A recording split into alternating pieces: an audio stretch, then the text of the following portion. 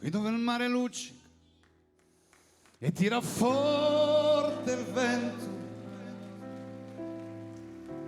su una vecchia terrazza davanti al golfo di Sorrento. Un uomo abbraccia una ragazza dopo che aveva pianto, poi ci schiarisce la voce